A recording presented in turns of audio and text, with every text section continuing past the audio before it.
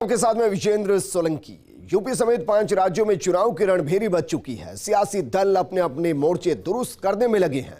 इस बीच पार्टियों में प्रत्याशियों को लेकर भी मंथन होने लगा है।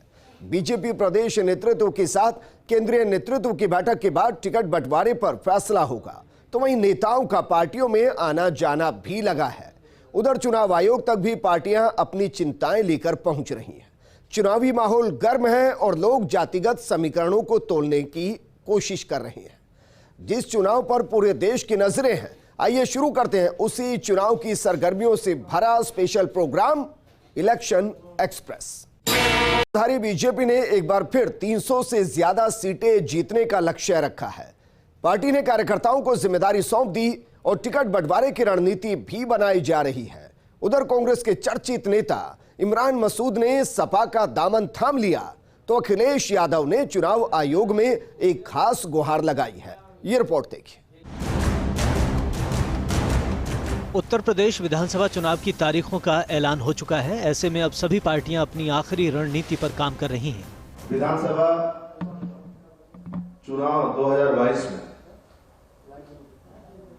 भारतीय जनता पार्टी का नेतृत्व ने 300 प्लस सीट जीतने का लक्ष्य के साथ भारतीय जनता पार्टी के कार्यकर्ता पूरे उत्तर प्रदेश में सघन संपर्क अभियान प्रारंभ करने वाले हैं।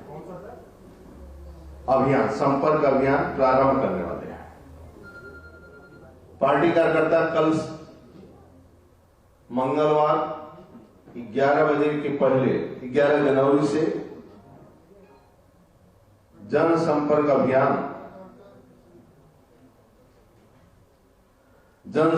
अभियान शुरू करेंगे।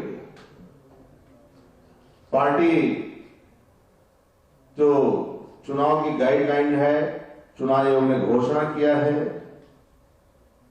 कोविड का ध्यान रखते हुए 100% कार्यकर्ता उसका पालन करते हुए अपना संपर्क अभियान शुरू करेंगे। इसी के तहत बीजेपी की यूपी में होने वाली बैठक के बाद अगले 3 दिनों तक दिल्ली में चुनावी मंथन होगा। 11 जनवरी की सुबह सीएम योगी आदित्यनाथ, उप मुख्यमंत्री केशव प्रसाद मौर्य, दिनेश शर्मा, स्वतंत्र देव सिंह, सुनील बंसल दिल्ली पहुंचेंगे। दिल्ली में बैठक से पहले लखनऊ बीजेपी ऑफिस में सीएम योगी, अध्यक्ष स्वतंत्र देव सिंह, दोनों डिप्टी सीएम और सुनील बंसल ने पदाधिकारियों के साथ बैठक की और चुनावी रणनीति पर मंथन किया। आज महत्वपूर्ण बैठक होती है। माननीय प्रदेश अध्यक्ष जी की अध्यक्षता में हुई। 300 से अधिक सीटें जीतने के लक्ष्य और संकल्प के साथ फिर चुनाव समिति की बैठक संपन्न हुई। बाकी अभी जो जानकारी है हमारे प्रदेश अध्यक्ष जी देंगे। निश्चित तौर से कमल खिल रहा है और दमदार कमल खिल रहा है और उत्तर प्रदेश को सुशासन देने वाला कमल खिल रहा है। अयोध्या, काशी, मथुरा सबको विकास के एक नए कीर्तिमान की ओर ले जाने वाला कमल खिल रहा है। सर, भगवान परशुराम का फरसा गिर गया सर। कुछ दिन पहले अखिलेश यादव ने भगवान परशुराम जी श्री अखिलेश यादव जी के ऊपर, समाजवादी पार्टी के ऊपर क्रोधित हो गए। फरसा गिरा है, भला उनके ऊपर नहीं गिरा, बच गए।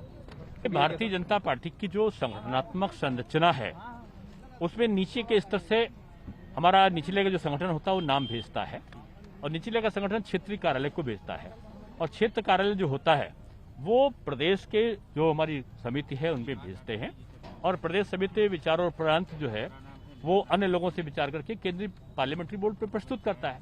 ये सारा प्रोसेस चल रहा है।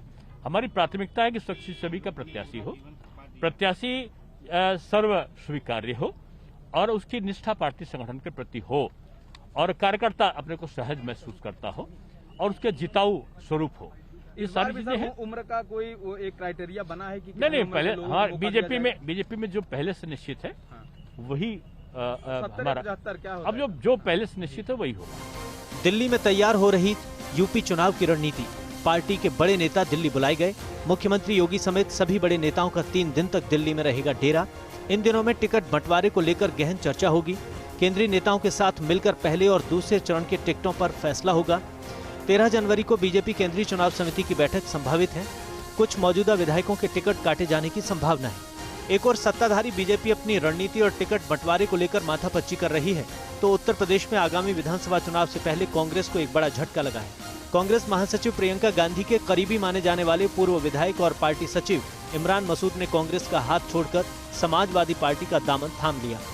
इमरान मसूद ने खुद प्रेस कॉन्फ्रेंस कर इस बात की पुष्टि की उन्होंने कहा कि समाजवादी पार्टी में जाने का उन्होंने मन बना लिया है। अपने साथियों को बुलाया था मशवरे के लिए, चर्चा के लिए कि उत्तर प्रदेश की वर्तमान राजनीतिक परिस्थितियां बता रही हैं कि उत्तर प्रदेश के अंदर लड़ाई सीधे समाजवादी पार्टी और भारतीय जनता पार्टी के बीच हो रही है। उस परिस्थितियों के मद्देनजर मैंने तमाम साथियों को बुला करके मशवरा किया और अपने इस परिवार के अंदर ये फैसला हुआ कि हम जाकर के अखिलेश जी से टाइम लेकर के, समय लेकर के मिले और अखिलेश जी को समर्थन करने का काम करें।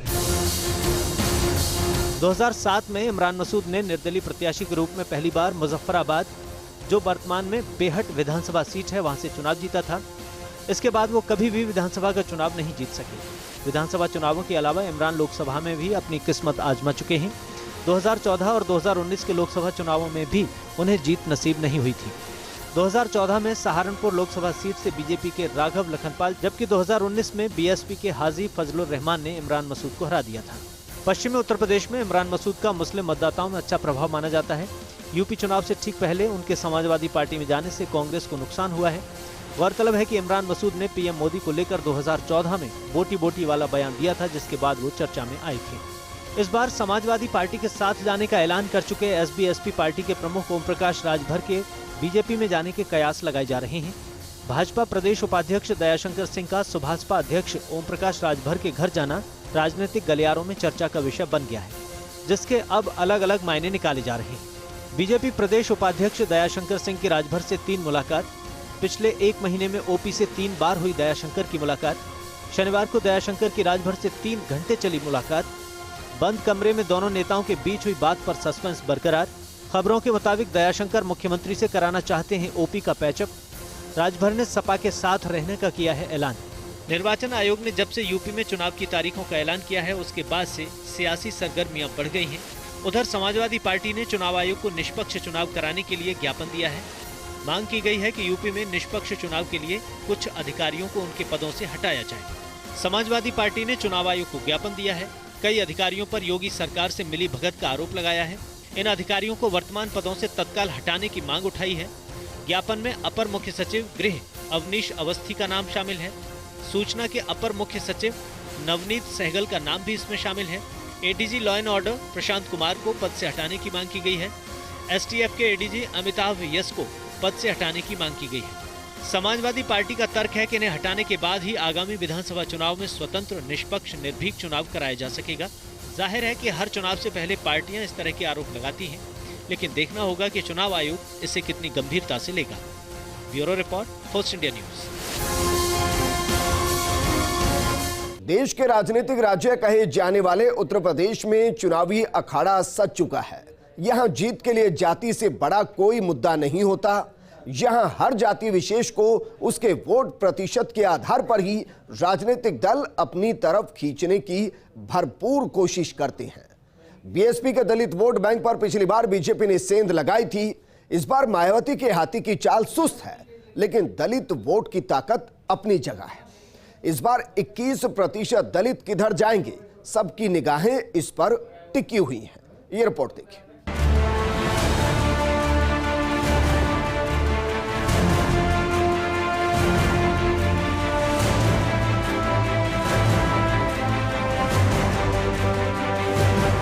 उत्तर प्रदेश की राजनीति में दलित मतदाताओं की संख्या पिछड़ा वर्ग के बाद सबसे ज्यादा है। आजादी के बाद इस जाति के मतदाताओं पर सबसे ज्यादा कांग्रेस पार्टी की पकड़ हुआ करती थी, लेकिन बहुजन समाज पार्टी के गठन के बाद इस जाति के सबसे बड़े मसीहा कांशीराम बनकर उभरे।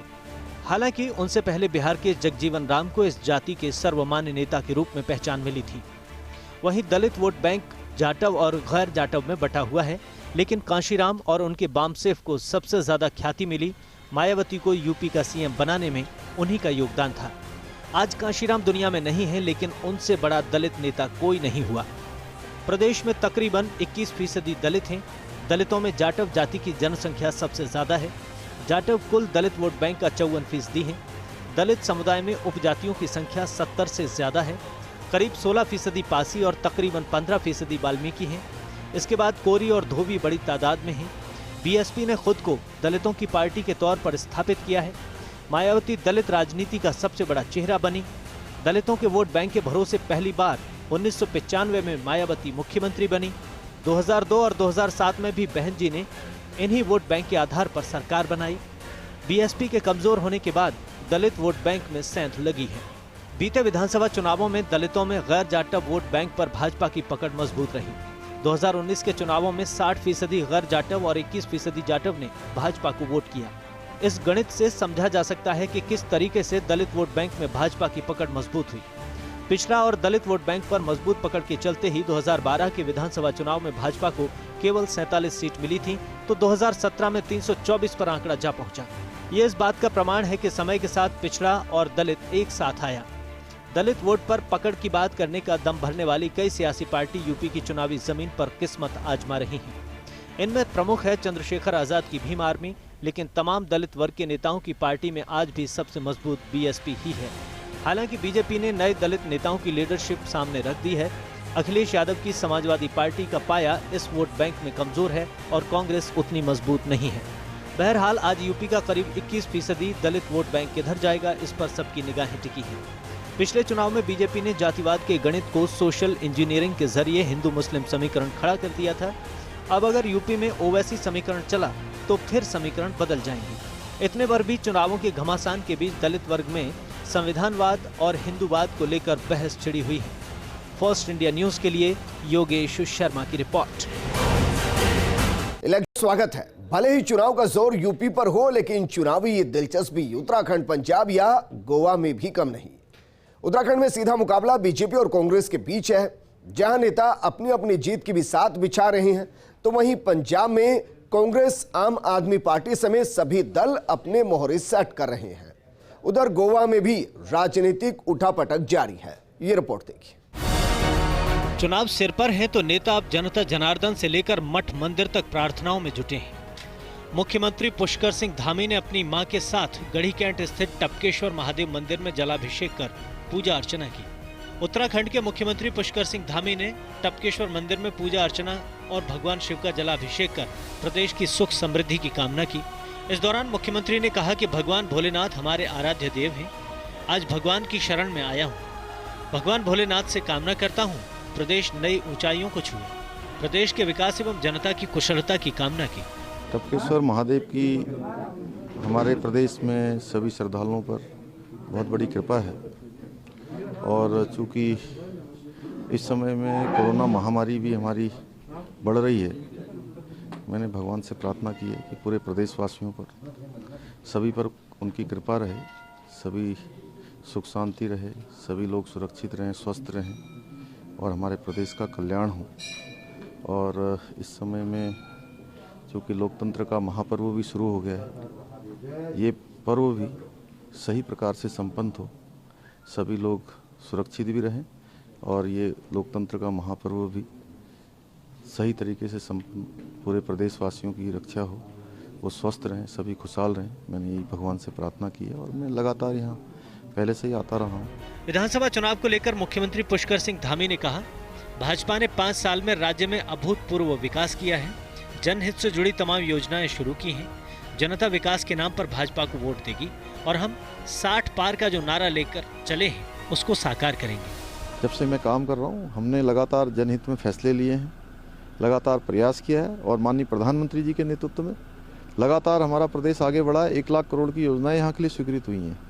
डबल इंजन के रहते हुए यहाँ पर चाहे रेल की बात हो, चाहे आज ऋषिकेश कर्णप्रयाग रेलवे लाइन की बात हो, हवाई सेवाओं की बात हो, हवाई सुविधाओं की बात हो या सड़कों की बात हो, जिस तेज़ी से काम हुआ है, या कोरोना महामारी में जिस प्रकार से पूरे देश के अंदर, उत्तराखंड के अंदर अवस्थापनाएँ, सुविधाएँ बढ़ी हैं, वो किसी से छुपा हुआ नहीं है। गरीब कल्याण अन्न योजना हो, उसके माध्यम से चाहे लोगों को आज भोजन उपलब्ध करवाने की बात हो, वैक्सीनेशन करवाने की बात हो या सुविधाएं बढ़ाने की बात हो, हर क्षेत्र में अभूतपूर्व कार्य हुआ है। उनके पास कोई मुद्दे नहीं है, वो मुद्दा विहीन है, इसलिए ऐसे मुद्दे उतारते हैं। अरे भाई, मुख्यमंत्री के रूप में चूँकि स्थितियाँ परिस्थितियाँ बनती हैं और हमारे यहाँ लोकतांत्रिक पार्टी, लोकतांत्रिक तरीके से फैसले लिए जाते हैं। सरकार वही है, सरकार की नीतियाँ वही हैं, काम कोई रुका नहीं है, काम लगातार आगे बढ़ रहा है। और हम कहना चाहते हैं, हमने किया है, करती है, करेगी और सिर्फ भाजपा करेगी। एक और पुष्कर धामी ने दोबारा सरकार बनाने का दावा किया तो दूसरी ओर वरिष्ठ कांग्रेसी और पूर्व मुख्यमंत्री हरीश रावत ने प्रेस कॉन्फ्रेंस कर प्रदेश सरकार पर ताबड़तोड़ हमले किए। हरीश रावत ने उत्तराखंड की बीजेपी सरकार पर गंभीर आरोप लगाए। हरीश रावत ने देहरादून में आबकारी समेत अनेक विभागों में आचार संहिता लागू होने के बाद तबादले करने और अनियमितता का आरोप लगाया। हरीश रावत ने कहा कि अकेले शिक्षा विभाग में 600 मामले उनकी जानकारी में आए हैं, जो सीधे सीधे आचार संहिता का उल्लंघन है। इतवार के दिन कार्यालय खुलवा करके 600 के करीब आदेश निकाले गए हैं और हो सकता है ये संख्या और ज्यादा हो, ये संख्या और ज्यादा हो। हमने इलेक्शन कमीशन को ऐसे विभागों की लिस्ट भेज दी है, कंप्लेंट कर दी है।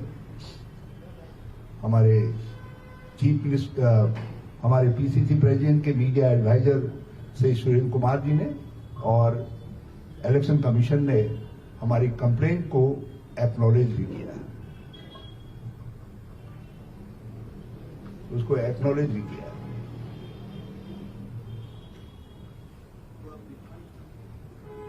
बड़े पैमाने पर पॉलिटिकल नियुक्तियां हो रही, जिनकी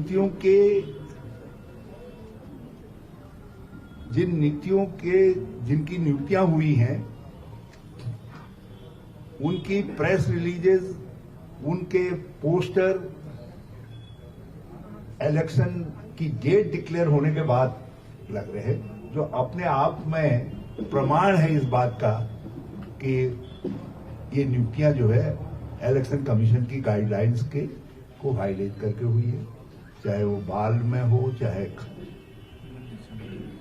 चाहे किसान में हो, कहीं भी हुई है। जो नियुक्तियां हुई हैं, राजनीतिक नियुक्तियां हुई हैं, सब इलेक्शन की डेट डिक्लेयर होने के बाद हुई।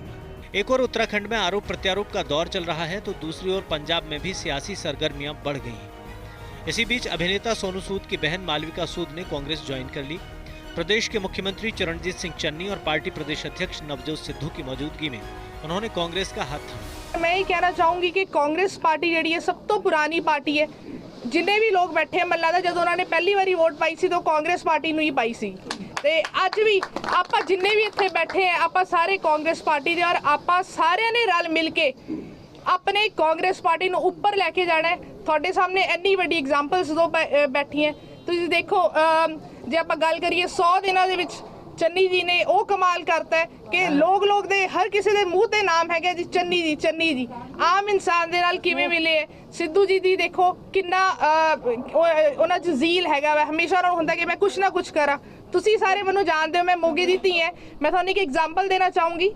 ਜਦ ਮੈਂ 10ਵੀਂ ਕਲਾਸ ਸੀਗੀ, ਮੇਰੇ ਫਾਦਰ ਉਦੋਂ ਬਿਮਾਰ ਹੋ ਗਏ ਸੀ। ਮੈਂ ਰਾਤ ਦੇ 1 ਵਜੇ ਸਾਈਕਲ ਚੱਕ ਕੇ ਪੱਟੀ ਵਾਲੀ ਗਲੀ ਦੇ ਵਿੱਚ ਆਪਣੇ ਫਾਦਰ ਦੇ ਫਰੈਂਡ ਨੂੰ ਬੁਲਾ ਕੇ ਲੈ ਕੇ ਆਈ ਸੀ ਕਿ ਅੰਕਲ ਤੁਸੀਂ ਘਰੇ ਆਓ, ਪਾਪਾ ਠੀਕ ਨਹੀਂ। ਉਦੋਂ ਮੈਂ ਇਕੱਲੀ ਗਈ ਸੀ। ਇਹ ਅੱਜ ਤੋਂ 15 ਸਾਲ ਪਹਿਲਾਂ ਦੀ ਗੱਲ ਹੈ, ਤੇ ਹੁਣ ਤਾਂ ਉਮਰ ਬਹੁਤ ਹੋ ਗਈ ਹੈ। ਹੁਣ ਤੁਸੀਂ 12 ਵਜੇ ਤਾਂ ਛੱਡੋ, 3 ਵਜੇ ਵੀ बुलाओगे तभी मालविका हाजिर है। इस मौके पर सीएम चन्नी और प्रदेश अध्यक्ष सिद्धू ने भी खुशी जताई। कोई माड़ा मोटा भी गुंडागर्दी कर दिखे ना, थाड़ दे चपेट मारेगी ਉਹਦੇ। ਅੱਧੀ ਰਾਤ ਨੂੰ ਜਿੱਥੇ ਮਰਜ਼ੀ ਬੁਲਾ ਲਿਓ। एक बिल्कुल कमज़ोर नहीं है। एक शेर है कि अंधेरों आओ मेरे घर से रोशनी ले लो, अंधेरों आओ मेरे घर से रोशनी ले लो, चिराग बुझने लगेंगे तो दिल जला दूंगा। एक ऐसी सोच का नाम है सोनू सूद, जिन्हें मोगे शहर नूं, पंजाब नूं पूरी दुनिया दे विच रोशन किया है अपने हुनर दे नाल, एक्टिंग दे विच, ते अपने दिल तो लोकां दी सेवा करके उसने एक अपने आप नूं चमकदा सितारा दिखाया है। ते अज दुनिया दे विच उहदा नाम है। जदों कोरोना आया तो उन्होंने जहाज़ चलाते लोगों नूं सेवा दे विच कि जी जे किते ने रेल नहीं जाती, जे किते गड्डियां नहीं जांदियां, लो जहाज़ चक्को। सो ऐसे परिवार दा साडे कांग्रेस पार्टी दे विच शामिल होना, ये कांग्रेस पार्टी वास्ते और पंजाब वास्ते शुभ शगन है। एक बहुत ही नामवर परिवार चों एक बहुत ही नेक लड़की, जिन्हें पार्टियां तो उत्ते उठ के निष्काम सेवा दे विच एक NGO चला के हर पासे नाम कमाया होवे, ਫੁੱਲਾਂ ਦੀ ਖੁਸ਼ਬੂ ਤੇ ਹਵਾ ਤੋਂ ਵਿਪਰੀਤ ਨਹੀਂ ਜਾਂਦੀ, ਪਰ ਮਨੁੱਖੀ ਗੁਣਾਂ ਦੀ ਖੁਸ਼ਬੂ ਚਾਰੇ ਦਿਸ਼ਾਵਾਂ ਦੇ ਵਿੱਚ ਜਾਂਦੀ ਹੈ। ਕੀ ਬਾਤ। ਸੋਨੂ ਸੂਦ ਸਾਹਿਬ, ਉਹਨਾਂ ਦਾ ਨਾਮ ਹਿੰਦੁਸਤਾਨ 'ਚ ਨਹੀਂ ਪਰ ਪੂਰੀ ਦੁਨੀਆ ਦੇ ਵਿੱਚ नेकी और इंसानियत के लिए जानिया जाता है। एक ऐसे परिवार की धी अज कांग्रेस की सदस्य बनन जा रही है, साडे परिवार का एक अहम हिस्सा बनन जा रही है। चुनाव गोवा में भी है। गोवा में बीजेपी के मंत्री माइकल लोबो ने अनदेखी किए जाने का आरोप लगाते हुए इस्तीफा दे दिया। उन्होंने मुख्यमंत्री प्रमोद सावंत को इस्तीफा सौंपने के बाद मीडिया से बात करते हुए कहा कि मुझे उम्मीद है कि उनके निर्वाचन क्षेत्र के लोग उनके इस फैसले का सम्मान करेंगे। जाहिर है कि लोकतंत्र में चुनावों का मेला बेहद अहम होता है। जिन राज्यों में चुनाव है वहां के निवासियों में गजब का उत्साह दिखाई दे रहा है, लेकिन बाकी राज्यों के लोग भी इन चुनावों पर पैनी नजर गड़ाए बैठे हैं।